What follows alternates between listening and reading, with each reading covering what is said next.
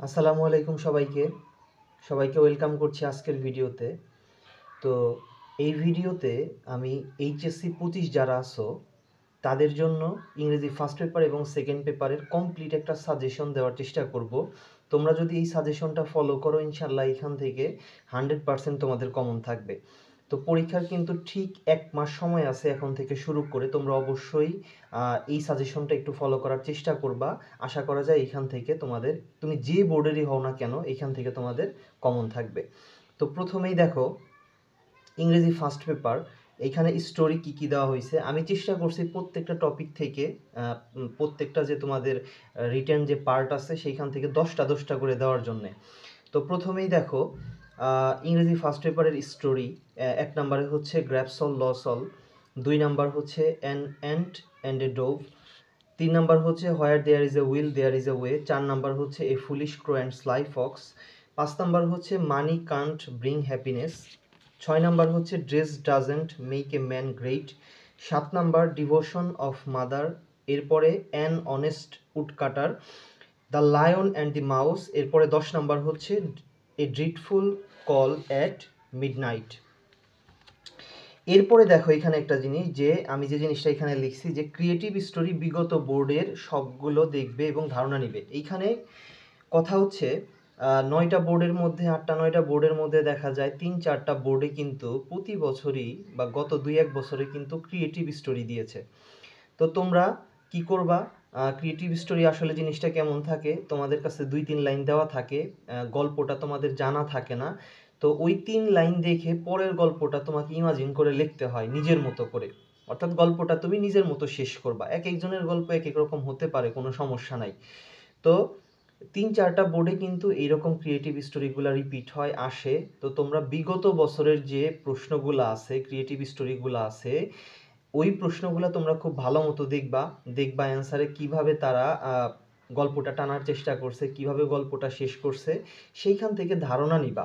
মুখস্থ করার দরকার নাই, মুখস্থ করলে ভালো, না করলেও কোনো সমস্যা নাই। জাস্ট ধারণা দিবা যে আমার কাছে যদি বানানো একটা জিনিস দেওয়া থাকে আমি সেইটাকে কিভাবে টেনে শেষ করতে পারি গল্পটা নিয়ে। তো অবশ্যই ক্রিয়েটিভ স্টোরিটা যে কোনো বোর্ডে আসতে পারে, তোমরা এইটাতে অবশ্যই একটু গুরুত্ব দিবা এবং বিগত বোর্ডের প্রশ্নগুলা খুব ভালো মতো দেখবা। তো এই হচ্ছে তোমাদের স্টোরি এর সাজেশন। এরপরে হচ্ছে ইমেইল বা লেটার। তোমরা জানো ইমেইল লেটার অলমোস্ট একই রকম। তুমি যদি লেটার ইমেইল মনে করে পড়ো তাও হইতেছে, আবার ইমেইলকে যদি লেটার মনে করে পড়ো তাও হচ্ছে, শুধু উপরে 2-1 লাইন খালি চেঞ্জ হচ্ছে। তো দেখো এখানে তুমি লেটার ইমেইল এই একটাই পড়লেই হচ্ছে। তোমার 1 নম্বরে হচ্ছে plan after HSC exam, HSC এক্সামের পরে তুমি কি করবে।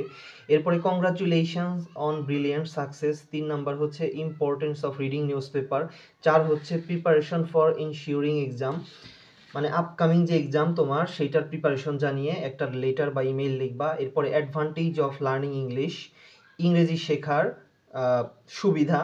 এরপরে advising not to waste time in Facebook, telling the progress of studies. 8 নাম্বার হচ্ছে routine of the HSC exam, a condolence message. Condolence message হচ্ছে তোমার ফ্রেন্ডের বাবা অথবা মা মারা গেছে, তাকে সমবেদনা তাকে জানিয়ে একটা পত্র লিখবা।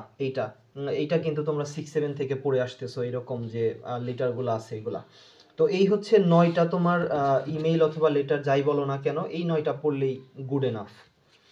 এরপরে দেখো তোমাদের আর একটা টপিক হচ্ছে রিটেন পার্টের, এটা হচ্ছে গ্রাফ চার্ট এবং পাই চার্ট, যে কোনো একটা আসতে পারে।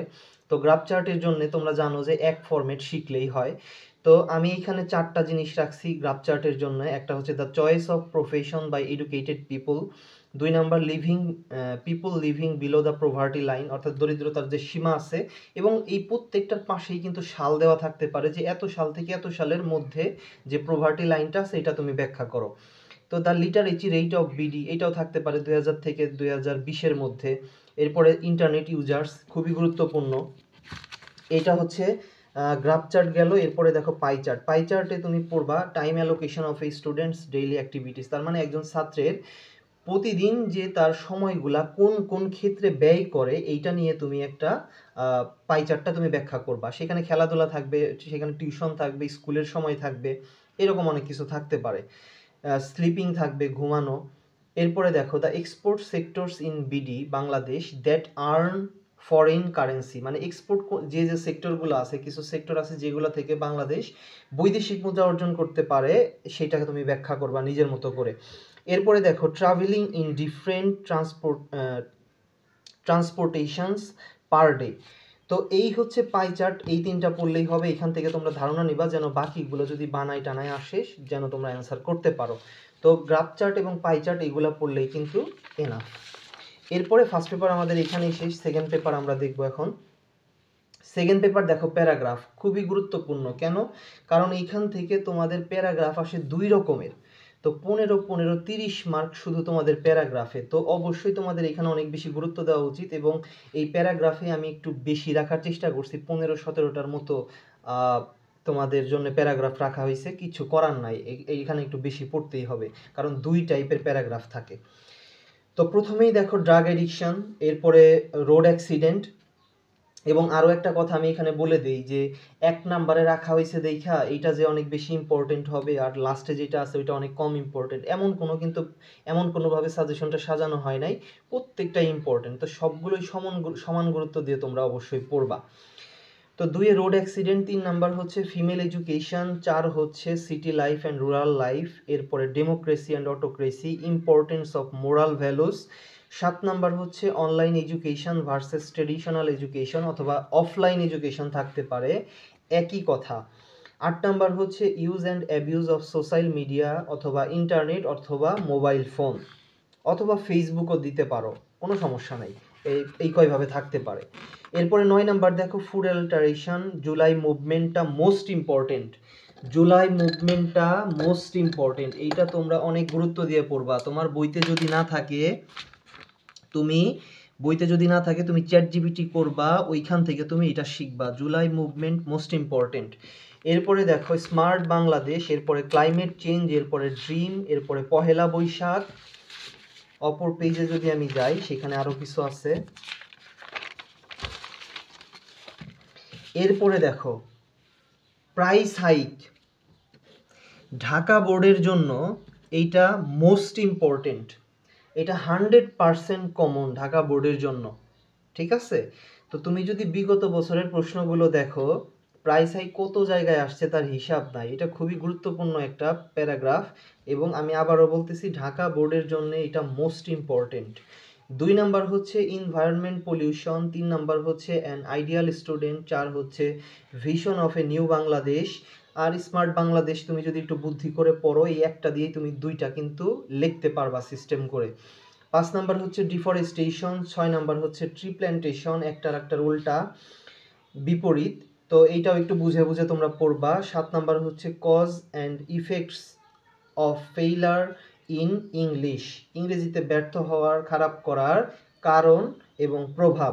এরপরে হচ্ছে আর্লি ম্যারেজ, এরপরে 9 নাম্বার হচ্ছে junk food and healthy food, খুবই গুরুত্বপূর্ণ। তো এই হচ্ছে তোমাদের 2 রকমের প্যারাগ্রাফ। এরপরে দেখো অ্যাপ্লিকেশন, দেখো 1 নাম্বারে seat in the college hostel, study tour, debating club, setting up a debating club, এরপরে relief for flood affected people, for some extra class, এরপরে কলেজ ক্যান্টিন, একটা আছে তোমার সেটিং আপে কলেজ ক্যান্টিন, যে প্রিন্সিপালের কাছে তুমি একটা অ্যাপ্লিকেশন লিখবা, শুধু একদম তোমার কলেজে কোনো ক্যান্টিন নেই, সেটিং আপ করার জন্য, সেট করার জন্য একটা ক্যান্টিন সেট করার জন্য প্রিন্সিপালের কাছে লিখবা। আর একটা আছে যেটা যে ক্যান্টিন আছে কিন্তু সেইটাতে এনাফ ফ্যাসিলিটি নাই। তো এই 2 রকমভাবেই তুমি শিখবা, যে একটা হচ্ছে for increasing college canteen facility, আর একটা হচ্ছে just setting up a college canteen. তো 2 ভাবে এটা তোমরা শিখবা অবশ্যই। 7 নাম্বার setting up a computer lab, 8 নাম্বার হচ্ছে ফর এ ট্রান্সফার সার্টিফিকেট, 9 নাম্বার হচ্ছে মাল্টিমিডিয়া ফ্যাসিলিটিস, তোমার কলেজের মাল্টিমিডিয়া ফ্যাসিলিটি বৃদ্ধি করার জন্য। এরপরে দেখো 10 নাম্বার হচ্ছে ইংলিশ ল্যাঙ্গুয়েজ ক্লাব, 11 নাম্বার হচ্ছে অ্যাডমিশন ফর ওভারসিজ, অর্থাৎ বাইরে পড়তে যাবা, সিট পেয়েছো, এই নিয়ে একটা অ্যাপ্লিকেশন। তো এই 11টা যদি তুমি পড়ো এইখান থেকে অবশ্যই তুমি ইনশাল্লাহ এখান থেকে কমন পাবা। শুধু এইখানে না, প্রত্যেকটা আমি এখানে যা দিয়েছি এই সবগুলাই কোনোটার থেকে কম ইম্পর্টেন্ট না। তো তোমরা অনেক গুরুত্ব দিয়ে এই জিনিসগুলা শেষ করবা। ১ মাস সময় আছে, বারবার এগুলা চর্চা করবা। যেগুলা তোমাদের পড়া নাই, যেগুলা বইতে নাই, ওগুলা ChatGPT থেকে তোমরা কালেক্ট করে নিতে পারো। এরপরেও যদি কারো কোনো প্রশ্ন থাকে তোমরা অবশ্যই কমেন্ট বক্সে জানাবা। এবং আরও একটা জিনিস, যেটা আমি ফার্স্ট পেপারের তোমাদের যে সিন প্যাসেজ সেগুলোর কোনো সাজেশন দিইনি, আশা করি এগুলো তোমরা পারবা। এরপরেও যদি তোমাদের দরকার হয় আমাকে অবশ্যই কমেন্টে জানাবা। আমি seen passage, unseen, with clue, without clue, এগুলো নিয়েও ভিডিও বানানোর চেষ্টা করব, তোমাদের জন্য একটা সাজেশন দেওয়ার চেষ্টা করব। যদি দরকার হয় অবশ্যই তোমরা কমেন্টে জানাবা। তো ভিডিওটা লং করব না, আজকের ভিডিওটা এই পর্যন্তই। ভিডিওটা যদি একটু হেল্পফুল হয় তাহলে আমার ইউটিউব চ্যানেলে একটি সাবস্ক্রাইব এবং ভিডিওতে একটি লাইক দিতে পারো। সবার জন্য শুভকামনা, সবাই ভালো থাকো, সুস্থ থাকো। আসসালামু আলাইকুম।